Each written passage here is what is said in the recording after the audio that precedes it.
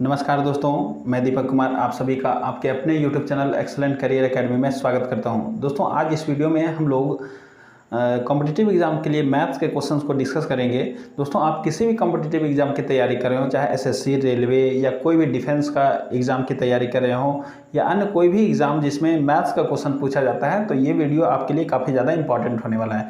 दोस्तों इस वीडियो में हमने वैसे ही क्वेश्चंस को शामिल किया है जो एग्ज़ाम में बार बार पूछे जाते हैं। मतलब अगर आप कॉम्पिटिटिव एग्ज़ाम की तैयारी कर रहे हैं तो आपको ये सारे क्वेश्चंस जो है बनाने के लिए ज़रूर आना चाहिए, क्योंकि ये ऐसे प्रश्न हैं जो आप कोई भी एग्ज़ाम में जाएंगे तो वहाँ पर उस पेपर में आपको देखने के लिए मिलेगा ही मिलेगा। ठीक है, तो चलिए दोस्तों ऐसे ही क्वेश्चन के साथ हम लोग इस वीडियो का शुरुआत करते हैं।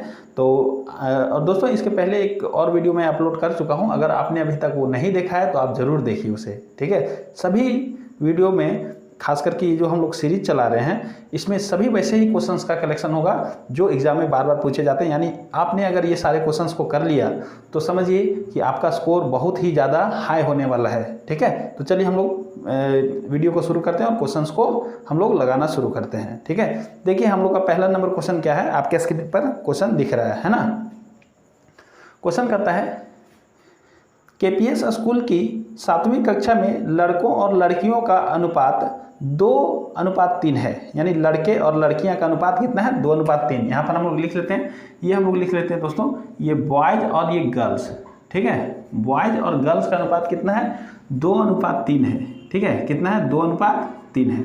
अब देखिए यहाँ क्या कहता है, यदि लड़कियों की संख्या 21 है, यदि लड़कियों की संख्या 21 हो तो कक्षा में कुल छात्रों की संख्या कितनी होगी। तो दोस्तों हम लोग जानते हैं कुल छात्रों की संख्या कितनी होगी, लड़के और लड़कियों दोनों का संख्या को मिला देंगे तो कुल छात्रों की यानी उस क्लास या मतलब हम लोग बोल सकते हैं कि स्कूल में, उस स्कूल में टोटल विद्यार्थियों की संख्या निकल जाएगा जब हम लोग लड़के और लड़कियों दोनों की संख्या को जोड़ देंगे। तो देखिए दोस्तों यहाँ पर कहते हैं लड़कियों की संख्या 21 है, तो यहाँ पर देखिए लड़कियों की संख्या ये 21 है ना, इसका वैल्यू दिया हुआ 21। ठीक है, इसका वैल्यू कितना दिया हुआ है, 21। तो ये कितना गुना है, ये 7 गुना है। ठीक है, तो बॉयज़ भी यहाँ पर कितना गुना होना चाहिए, 7 गुना होना चाहिए। कितना गुना होना चाहिए, 7 गुना होना चाहिए। तो बॉयज़ कितना हो जाएगा, ये 14 हो जाएगा। यानी अगर लड़कियाँ अगर 21 है तो ये कितना होना चाहिए, 14 होना चाहिए। तो बताइए स्कूल में टोटल कितने विद्यार्थी होने चाहिए, यानी हम लोग जोड़ देंगे बॉयज़ प्लस गर्ल्स। तो देखिए यहाँ पर कितना हो जाएगा, बॉयज़ और गर्ल्स का यहाँ संख्या निकल चुका है, तो 14 और 21 यानी ये दोनों को जोड़ेंगे तो कितना आ जाएगा, 35। ठीक है, तो ये आपका जो है वो राइट आंसर होगा। यानी वहाँ पर कक्षा में कितने विद्यार्थी हैं, तो वहाँ पर हो जाएंगे टोटल 35 विद्यार्थी, जो आपका ऑप्शन नंबर कितना ए जो है वो करेक्ट होगा। तो मैं उम्मीद करता हूँ ये क्वेश्चन आपको बहुत ही अच्छे ढंग से समझ में आया होगा। दोस्तों अगर आपको क्वेश्चन समझ में आता है तो आप इस वीडियो को लाइक ज़रूर कीजिएगा, और अगर आपको किसी भी तरह का अगर कोई परेशानी होता है तो आप हमें कमेंट बॉक्स में ज़रूर बताइए। जिस क्वेश्चन में भी प्रॉब्लम होता है तो आप हमें कमेंट बॉक्स में बताइए, उस टाइप का क्वेश्चन मैं और आपके लिए लेकर के आऊँगा। ठीक है, चलिए अब हम लोग का अगला क्वेश्चन क्या होता है हम लोग देखते हैं।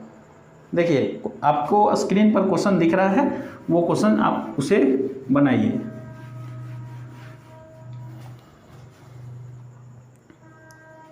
क्या कहता है, देखिए एक चुनाव में केवल 2 प्रत्याशी थे, एक चुनाव में केवल 2 प्रत्याशी थे, सीता और गीता। दोस्तों यहाँ पर एक चुनाव हुआ जिसमें 2 प्रत्याशी, एक सीता और एक गीता। ठीक है, सीता और गीता यहाँ पर लिख लेते हैं, सीता और गीता।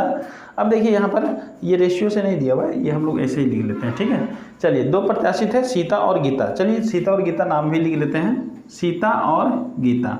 यहाँ पर क्या होता है, देखिए कहता है सीता को कुल मतों के 62% मत मिले और उसने 720 मतों से चुनाव जीत लिया। दोस्तों यहाँ पर कहता है कि सीता को कुल मत का 62%, यानी सीता को कितना मिला, 62% मिला। टोटल वोट जो होता है दोस्तों वो 100% होता है। टोटल वोट कितना होता है, 100%। तो 100% जो टोटल वोट है उसमें 62% इसको मिल गया। ठीक है, तो यहाँ पर हम लोग देखेंगे ये इसको कितना मिलेगा, इसको मिलेगा दोस्तों 38%। कितना मिलेगा, 38%। यानी अगर सीता को 62% मिला तो इसको कितना मिलेगा, 38% मिलेगा। ये तो आपको क्लियर हो गया। ठीक है, अब देखिए क्या कहता है कि ये जो सीता है वो 720 मतों से चुनाव जीत गई। यानी देखिए ये कितना से जीती चुनाव, ठीक है। तो अगर परसेंटेज में देखा जाए ये कितना ज़्यादा लाई, ठीक है, ये जितना ज़्यादा लाई उसी से ये चुनाव जीती होगी। तो यहाँ पर हम लोग देखेंगे 38 और 62 का आप डिफरेंस निकालिए, ठीक है। यानी कि यहाँ से टोटल निकलेगा तो कितना हो जाएगा, ये हमारा 24 हो जाएगा। कितना हो जाएगा, 24, यानी 24% का डिफरेंस है। कितना परसेंट का डिफरेंस है, 24% का। और यही 24% का डिफरेंस जो है वो सीता को जिताया है, ठीक है। तो इसका वैल्यू दिया हुआ है, इसका वैल्यू कितना दिया हुआ है, यहाँ देखिए 24% का वैल्यू दिया हुआ है 720। 24% का वैल्यू कितना दिया हुआ है, 720 दिया हुआ है। तो यहाँ पर कहता है कि दिए गए कुल मतों की संख्या कितनी होगी। तो टोटल वोट कितना होता है, 100% होता है। अभी मैंने आपको बताया कि टोटल वोट 100%, तो आप 100% का वैल्यू निकाल दीजिए, ठीक है। तो यहाँ पर देखिए आप अगर 100% का वैल्यू निकालने जाएंगे तो 24% बराबर इतना हो गया, तो 1% बराबर इसको हम लोग क्या कर सकते हैं, 24 से भाग दे देंगे। तो हम डायरेक्ट अब यहाँ निकाल देते हैं। तो 100% का वैल्यू कितना होगा, तो 720/24 और गुने 100, ठीक है। मैं उम्मीद करता हूँ आपको ये समझ में आया होगा, ठीक है। तो देखिए यहाँ से काटेंगे तो ये 1 बार में और ये 3 बार में, यानी 30 हो जाएगा, ठीक है। और यहाँ टोटल कैलकुलेशन यहाँ क्या हो जाएगा आपका 3000, ठीक है। तो ये आपका आंसर हो जाएगा। जो आपका ऑप्शन नंबर कितना है, ऑप्शन नंबर बी जो है वो करेक्ट होगा। ऑप्शन नंबर बी जो है वो आपका करेक्ट आंसर है। तो ये क्वेश्चन आपको समझ में आया होगा। चलिए अब हम लोग नेक्स्ट क्वेश्चन में चलते हैं दोस्तों। हमारा अगला क्वेश्चन क्या है, देखिए हमारा अगला क्वेश्चन क्या कहता है, देखिए तो स्क्रीन पर आपको क्वेश्चन दिख रहा है। चलिए अब देखिए कहता है एक चुनाव में केवल 2 प्रत्याशी, ये तो अभी हम लगता है हम लोग बनाए दोस्तों, है ना। ये क्वेश्चन जो है वो लगता है रिपीट हो गया, है ना। चलिए इसको हम लोग छोड़ देते हैं। चलिए नेक्स्ट क्वेश्चन कहता है सभी संख्याओं, जैसे यहाँ दिया हुआ है कुछ संख्या दिया हुआ है 50, 70, 110 और 170 दिया हुआ है ना। तो ये सभी संख्याओं में से कौन सी संख्या घटाने से यह संख्याएं अनुपातिक हो जाएंगी, ठीक है। हम लोग यहाँ लिख लेते हैं क्या क्या दिया हुआ है, 50 दिया हुआ है, 70 दिया हुआ है और 110, 170। देखिए ये 4 संख्याएं दिया हुआ है और ये समानुपातिक अभी नहीं है, इसको समानुपातिक करना है। तो यहाँ पर बोल रहा है कि ये सभी में से कौन ऐसी संख्या घटा दे कि ये समानुपातिक हो जाए, ठीक है। तो यहाँ घटाना है, ठीक है। तो यहाँ पर इसको हम लोग कैसे बनाएंगे, ठीक है। तो देखिए यहाँ इसको बनाने का सबसे अच्छा तरीका है, कौन सी संख्या घटाएंगे, ठीक है। तो कौन सी संख्या घटाएंगे तो वो हम लोग को संख्या चाहिए, कौन सी संख्या घटाएंगे तो वो हम लोग को संख्या चाहिए, ठीक है। तो कौन सी संख्या घटाएंगे तो वो संख्या हम लोग को चाहिए। तो इसके लिए बहुत ही सिंपल मेथड है, क्या है, देखिए कौन सी संख्या घटाएंगे इसको निकालने के लिए क्या करेंगे, आप ये दोनों को गुना करेंगे, ठीक है। तो ये दोनों को गुना करेंगे तो कितना हो जाएगा 17×5 = 85, ठीक है। और यहाँ पर 2 जीरो बैठ जाएगा। फिर यहाँ पर ये दोनों को गुना करेंगे अब, ठीक है। ये दोनों को गुना करेंगे तो कितना हो जाएगा 11×7 = 77, है ना। और इसको माइनस में लिखेंगे हम लोग, क्या लिखेंगे माइनस में। और अब यहाँ क्या करेंगे, बट्टे का साइन देंगे और जिसको गुना किए थे उसको जोड़ेंगे नीचे और डिफरेंस करेंगे दोनों का। तो ये देखिए ये दोनों को गुना किए थे तो ये दोनों को जोड़ेंगे तो 170 और 50 कितना हो जाएगा 170 और 150, यानी कितना हो जाएगा 220 हो जाएगा, ठीक है। और माइनस ये 110 और 70 180 हो जाएगा, ठीक है, 180। देखिए यहाँ पर हम लोग क्या करेंगे, जो भी ये ऊपर और नीचे हम लोग डिफरेंस करेंगे तो अगर साइन माइनस आएगा तो उसको हम लोग को प्लस में ही लेना है, ठीक है। अगर माइनस आ गया तो उसको प्लस में ही लेना है। ये मॉड का मतलब तो आप लोग जानते हैं कि ये प्लस को ही इंडिकेट करता है, ठीक है। चलिए अब देखिए 8500 यानी कि 8500 और ये यहाँ पर थोड़ा 1 जीरो छूट गया दोस्तों, यहाँ पर लगता है ये 77 1 जीरो होगा ना। चलिए ठीक है। तो यहाँ पर देखिए ये कितना हो जाएगा 7700 और 800 कितना हो जाएगा 8500, ठीक है। तो यहाँ पर हम लोग देखेंगे कि ये 800 आ जाएगा, ठीक है। और यहाँ पर कितना डिफरेंस आ जाएगा, यहाँ पर आ जाएगा आपका 220 180, ये हमारा आ जाएगा 40, ठीक है। देखिए यहाँ पर वैसे भी पॉजिटिव आया, ये मॉड नहीं भी लगाएंगे तो भी चलेगा। तो चलिए अब यहाँ पर हम लोग क्या देखेंगे कि ये जो है ये 40 से 1 बार में और 40 से ये 2 बार में, ठीक है। यानी कि यहाँ टोटल कितना 20 मिल जाएगा, ठीक है। तो यानी हमारा आंसर कितना होगा 20, ठीक है। वो संख्या क्या होगा जो घटाने वाला है वो 20 होगा। तो इसका राइट आंसर क्या होगा, option number B. Option number B जो है वो हमारा करेक्ट आंसर होगा, इसे आप लिख लेंगे, ठीक है। चलिए दोस्तों आप एक बात ध्यान रखेंगे कि यहाँ पर अभी दोनों पॉजिटिव में आ गया, ठीक है, कोई दिक्कत नहीं। लेकिन अगर निगेटिव भी आएगा तो डिफरेंस हम निकालने के बाद हमेशा उसको हम लोग पॉजिटिव नंबर में लिखेंगे, ठीक है। चलिए अब हम लोग नेक्स्ट क्वेश्चन में चलते हैं। देखिए हमारा अगला क्वेश्चन क्या कहता है, देखिए एक क्वेश्चन है, कहता है गार्गी ने अपने पैसों में से 12.5% पैसे खर्च किए। दोस्तों गार्गी के पास जो भी पैसा है उसका 12.5%, तो इसको हम लोग लिख सकते हैं 1/8। क्या लिख सकते हैं? 1/8। यानी मान लेते हैं गार्गी के पास अगर 8 रुपया था, ठीक है, तो वो खर्च कर दी कितना? 1 खर्च कर दी। अगर 8 रुपया तो 1 रुपया खर्च कर दी, तो उसके पास बचा कितना? 7 रुपया। यानी अगर उसके पास 8 रुपया था तो वो 1 रुपया खर्च कर दी और उसके पास 7 रुपया बचा है, ठीक है। ये एग्जैक्ट ऐसा नहीं कि इसके पास 8 रुपया ही था 1 रुपया खर्च कर दी, ये एक तरह का रेशियो निकल गया, ठीक है। अब देखिए आगे, शेष राशि में से यानी उसके पास जो बचा हुआ राशि है, बचा हुआ कितना राशि है दोस्तों? बचा हुआ जो है वो 7 है, ठीक है, बचा हुआ 7 है। इसमें से वो 75% खर्च करने के बाद उसके पास कितना बच रहा है? 17,500 बच रहा है। इसका 75% खर्च करने के बाद 75% खर्च अगर कर दिया तो कितना बचेगा? 25% बचेगा। 25% का फ्रैक्शन वैल्यू कितना होता है? 1/4 होता है, ठीक है। कितना होगा? 1/4। यानी इसका 1/4 अब उसके पास बचा हुआ है, ठीक है। तो इसका 1/4 मतलब हम लोग कैसे निकालते हैं? इसको हम लोग 1/4 से गुना कर देंगे, यानी कि हम लोग बोल सकते हैं, क्या बोल सकते हैं कि ये 7/4, ठीक है। यानी कि अब उसके पास कितना पैसा बचा है? 7/4 बचा है। कितना बचा है? 7/4। और 7/4 बचा है, जिसका वैल्यू दे करके यहाँ पर ये रखा है कितना? 17,500। तो 1 यूनिट का वैल्यू आप निकाल सकते हैं। तो 1 यूनिट का वैल्यू निकालने के लिए हम लोग जानते हैं, इधर हम लोग 4 को भेज करके 7 से डिवाइड करेंगे, ठीक है। तो 7 से अगर हम लोग डिवाइड करेंगे तो यहाँ देखिए, इसको अगर हम लोग इधर से ले जा करके डिवाइड करेंगे तो कितना हो जाएगा? 7 से अगर इसको काटेंगे तो 7 दूना 14 हो जाएगा, ठीक है। और 3 बचेगा, 7 बचे 35 हो जाएगा। ये 2500 आएगा और 4 इधर आकर के मल्टीप्लाई होगा तो 2500 और ये 4, ठीक है। यानी ये सीधा हम लोग देख सकते हैं कि ये 10,000 हो जाएगा। कितना हो जाएगा? 10,000। 1 यूनिट का वैल्यू कितना निकला? 10,000 निकला। तो हम लोग को क्या पूछ रहा है? हम लोग को पूछ रहा है कि शुरुआत में उसके पास कितने पैसे थे। तो उस शुरुआत में उसके पास कितने पैसे थे? 8 थे, ठीक है। कितना? 8 यूनिट। तो 8 यूनिट का वैल्यू आप निकाल दीजिए। तो इसलिए 8 यूनिट का अगर हम लोग वैल्यू निकालेंगे तो कितना निकलेगा? 1 यूनिट का वैल्यू 10,000 है, तो 8 यूनिट का वैल्यू कितना हो जाएगा? 8 यूनिट का वैल्यू हो जाएगा 80,000। कितना हो जाएगा? 80,000, ठीक है। 8 यूनिट का वैल्यू 80,000। तो ये आपका ऑप्शन नंबर, यहाँ पर मैं सब सही किया हूँ, ठीक है। 2500, ये 80,000 होना चाहिए, ठीक है। तो ये आपका 80,000 होना चाहिए दोस्तों। लेकिन यहाँ पर ऑप्शन में क्या है? ऑप्शन में हाँ दिया हुआ तो है, ठीक है, दिया हुआ है, ठीक है, कोई दिक्कत नहीं।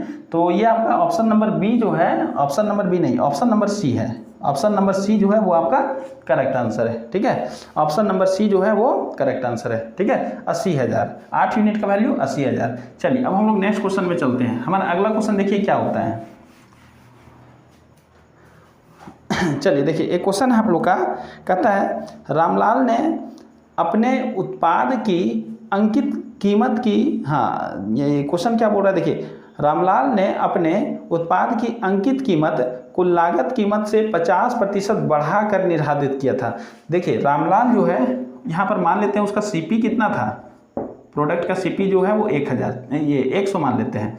अब वो क्या किया, वो जो है सो इसका एसपी, ये बोल सकते हैं इसका जो मार्क प्राइस लिखा, ठीक है, ये इसका खरीदी दाम है, और जो वो अंकित किया उस पर दाम लिखा वो कितना लिखा? 50% बढ़ा करके लिखा। यानी अगर वो एमपी, जिसको हम लोग मार्क प्राइस बोलते हैं, ठीक है, अंकित मूल्य, वो कितना लिखा? इससे 50% ज़्यादा, मतलब कितना? 150 रुपया लिखा, ठीक है, 150 लिखा। अब वो बेचने के लिए जब जाता है तो वो ऐसे बेचता है, देखिए वहाँ पर क्वेश्चन बोलता है कि बिक्री के समय उसे कितनी छूट दी जानी चाहिए जिससे ना उन्हें कोई लाभ हो और ना ही कोई हानि। यानी कहने का मतलब है ये 100 रुपये का चीज़ है, दाम लिख दिया 150 रुपया। अब जब कोई कस्टमर को बेचेगा तो ना उसको लाभ हुआ ना तो हानि हुआ, तो लाभ ना ही हुआ ना ही तो हानि हुआ। इसका मतलब क्या हुआ कि वो खरीदी दाम पर ही बेच दिया। तो वो छूट कितना दिया? तो जो दाम लिखा हुआ होता है उस पर जो छूट दिया ये, तो फिर से ऐसा हो गया कि वो 100 में ही बिक रहा है। यानी छूट कितना का हो गया? ये जो छूट हो गया वो कितना का हो गया? 50 रुपये का छूट हो गया। कितना का? 50 का छूट हो गया। तो कितना % ये छूट दे रहा है, यही आपका क्वेश्चन है। ठीक है, कितना % छूट दे रहा है। तो इसलिए हम लोग देखेंगे कि क्वेश्चन में बोल रहा है कि छूट कितना दिया, तो ये छूट प्रतिशत, ठीक है, छूट प्रतिशत कितना हुआ। छूट तो 50 दिया, लेकिन इसका छूट प्रतिशत कितना हुआ। ठीक है, यानी जिसको हम लोग डिस्काउंट % में अगर निकालेंगे तो ये यही कहलाता है। ठीक है, तो छूट कितना दिया? 50 दिया। और कितना में दिया छूट दिया 150 में। छूट कितना में दिया? 150 में। तो इसको हम लोग को % में कन्वर्ट करना है, तो ये हम लोग 100 लगा देंगे। ठीक है, चलिए अब यहाँ पर ये देखेंगे। ठीक है, अगर इसको हम लोग % में लिखेंगे तो हम लोग को यहाँ पर क्या लिखना पड़ेगा? ये एक बार में कट जाएगा और ये कितना बार में कट जाएगा? 3 बार में कट जाएगा। ठीक है, तो यहाँ टोटल अगर हम लोग देखेंगे तो कितना आ जाएगा? ये 100/3%, जिसको हम लोग अगर पूरी तरह से अगर पॉइंट में लिखेंगे तो वैसे अगर इसको % में लिखेंगे तो इस तरह से आएगा। ठीक है, 33.33% इस टाइप का कुछ आएगा। इसको अगर पूरी तरह से अगर हम लोग % हटा करके अगर इसको हम लोग पूरी तरह से पॉइंट में बदलेंगे तो आपका ऑप्शन नंबर सी मैच कर रहा है। कौन सा मैच कर रहा है? ऑप्शन नंबर सी मैच कर रहा है। ठीक है, चलिए तो ये बात आपको समझ में आ गया होगा। ठीक है, अब चलिए हम लोग नेक्स्ट क्वेश्चन में चलते हैं। देखिए हमारा अगला क्वेश्चन क्या कहता है।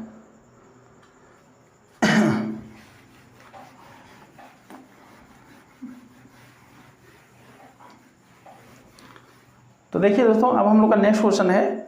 ये क्वेश्चन जो है कहता है यदि 3 पाइपों को एक साथ में क्या कहता है, यदि 3 पाइपों को एक साथ में खोलते हैं तो टंकी को 4 घंटे में भरा जा सकता है। यानी 3 पाइप को अगर एक साथ खोलते हैं तो टंकी को कितना देर में? 4 घंटे में भरा जा सकता है। यानी ए, बी और सी, मान लेते हैं 3 पाइप है, तीनों अगर एक साथ खुलता है तो इसको कितना घंटा लगता है? 4 घंटे लगते हैं। कितने घंटे लगते हैं? 4 घंटे। ठीक है, अब चलिए आगे हम लोग चलते हैं। उसमें से एक पाइप से टंकी को भरने में 12 घंटे लगते हैं। एक पाइप ए जो है वो मान लीजिए 12 घंटा में भरता है। ठीक है, एक पाइप ए 12 घंटे में भरते हैं, दूसरा पाइप जो है उसे 15 घंटे में भरते हैं। यानी एक पाइप ए ले लेते हैं अगर अकेले तो ये 12 घंटा में भरता है। ठीक है, यहाँ घंटे हम हटा देते हैं ताकि लिखने में हमको दिक्कत ना हो। चलिए, और बी जो है वो कितना देर में भरता है? बी कितना देर में? बी 15 घंटे लगाता है। ठीक है, क्वेश्चन आपको समझ में आ गया। कहता है कि 3 पाइप है, पहले क्वेश्चन समझ लीजिए बढ़िया से। 3 पाइप है ए, बी, सी, तीनों अगर साथ में चलेगा तो 4 घंटा में टंकी भर जाएगा। अकेला ए जो है वो 12 घंटा में भरेगा और अकेला बी जो है वो 15 घंटे में भरेगा। कहता है तो अकेले तीसरे पाइप से टंकी को भरने में कितना समय लगेगा। यानी एक पाइप सी अभी बचा हुआ है ना, वो तो अकेले नहीं दिया हुआ है कि कितना देर में भरेगा, तो वही आपको निकालना है। तो सबसे पहले आप निकालिए यहाँ पर सबसे पहले आपको टंकी की क्षमता निकालना है। तो टंकी की क्षमता कैसे निकलेगा? ये सब तीनों का एलसीएम आप निकालिए। ठीक है, तीनों का एलसीएम, तब निकलेगा टंकी की क्षमता।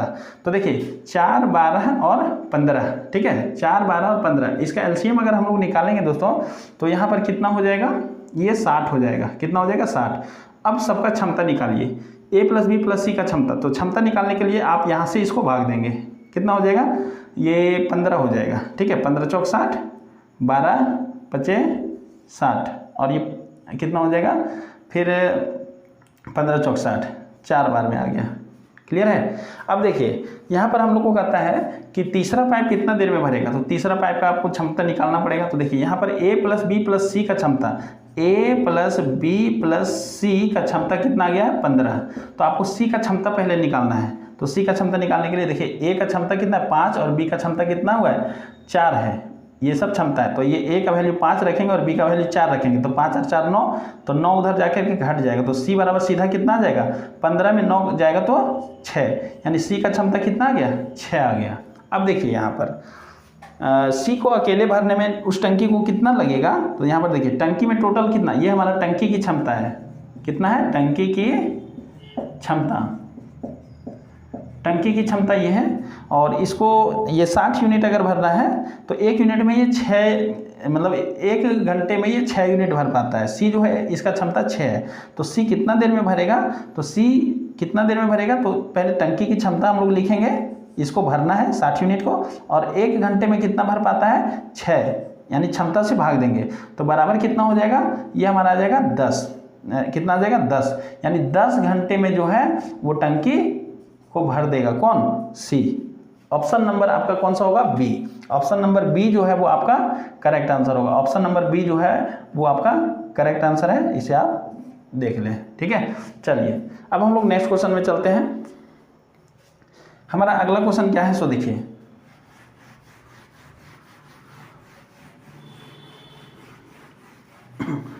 देखिए दोस्तों, कहता है ये ब्याज का क्वेश्चन है, साधारण ब्याज का क्वेश्चन है।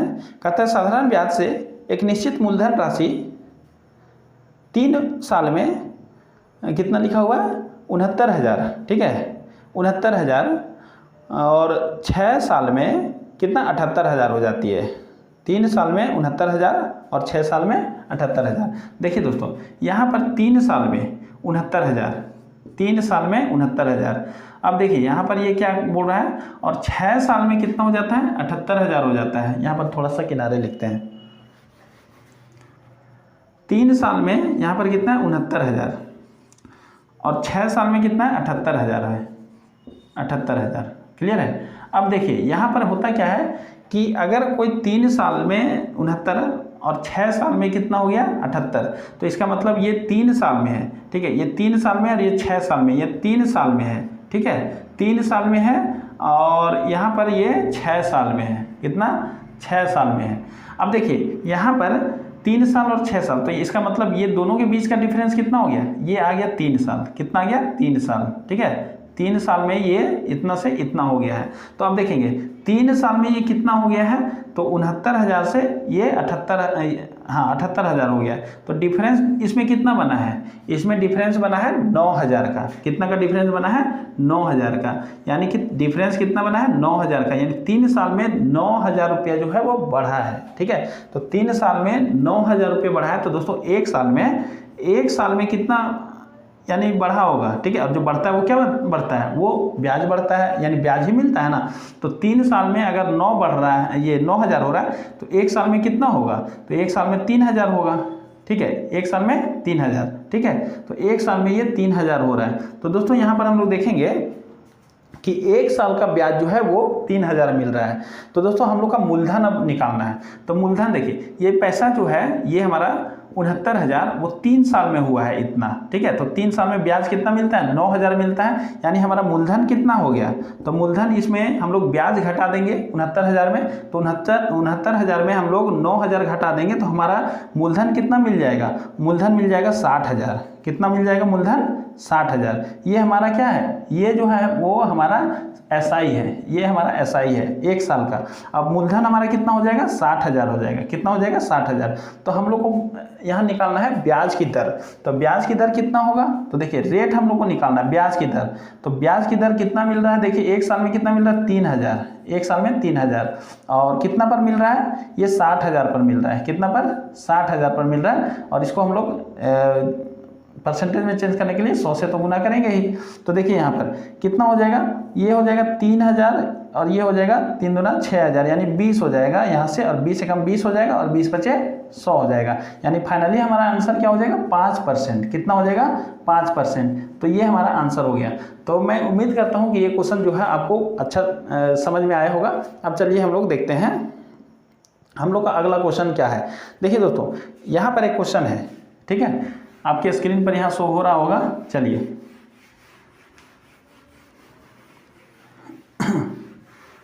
तो चलिए दोस्तों अब हम लोग नेक्स्ट क्वेश्चन में चलते हैं। देखिए नेक्स्ट क्वेश्चन क्या कहता है?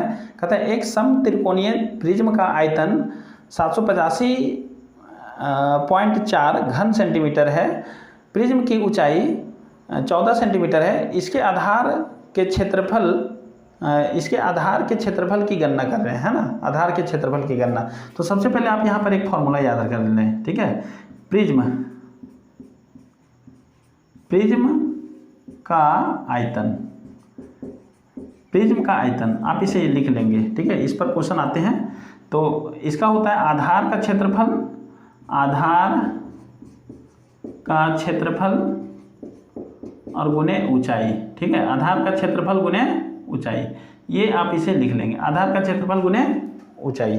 तो यहाँ पर देखिए आपका क्वेश्चन है कि आयतन दिया हुआ है। तो आयतन कितना दिया हुआ है दोस्तों? आयतन दिया हुआ है 785.4। कितना दिया हुआ है? 785.4। ये आयतन हो गया। और इसका आधार का क्षेत्रफल नहीं जानते हैं, ये हम लोग को निकालना है। तो आधार का क्षेत्रफल देखिए, थोड़ा सा यहाँ किनारे लिख लेते हैं। आधार का क्षेत्रफल जैसे हम लोग देख लेते हैं, ये कितना आयतन कितना दिया हुआ था, आयतन दिया हुआ है 785 पॉइंट कितना दिया हुआ है 4, और ये आयतन हो गया। तो आयतन यहाँ पर हो गया। ये आधार का क्षेत्रफल हम लोग नहीं जानते तो उसको a मान लेते हैं, ठीक है। और हम लोग का ऊंचाई कितना दिया हुआ है, ऊंचाई दिया हुआ है 14, ऊंचाई दिया हुआ है 14। तो यहाँ पर अब आपको खाली a का वैल्यू निकालना है, ठीक है। चलिए a का वैल्यू निकालिए। देखिए 14 से 1 कटेगा, देखिए तो एक बार में काट देंगे, और यहाँ पर 14 पचे 70, 5 बार में, ठीक है। 8 बच गया, ठीक है। और 8 बच जाएगा यहाँ पर, तो 14 छक 84, ठीक है। 1 बच जाएगा यहाँ पॉइंट लगा करके, और ये 14 कम 14 एक बार में कट जाएगा, ठीक है। यानी a बराबर हमारा कितना निकल गया, ये निकल जाएगा 56.1। और ये क्योंकि एरिया है और यहाँ सारा चीज़ क्या चीज़ में दिया हुआ है, ये सेंटीमीटर का यूज हुआ है, तो यहाँ पर इसका जो एरिया होगा वो स्क्वायर सेंटीमीटर होगा, ठीक है। तो ये आपका क्वेश्चन का आंसर है, जो आपको कहाँ मिलेगा, ऑप्शन नंबर सी में मिलेगा, ऑप्शन नंबर सी में मिलेगा, ठीक है। तो ऑप्शन नंबर सी आपका सही होगा।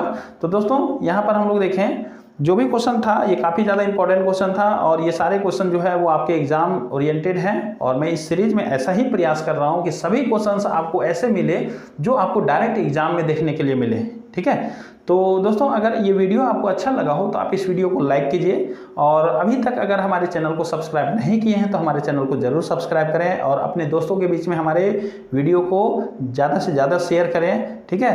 तो इस वीडियो में इतना ही दोस्तों, अब हम लोग मिलते हैं नेक्स्ट वीडियो में। वीडियो देखने के लिए धन्यवाद।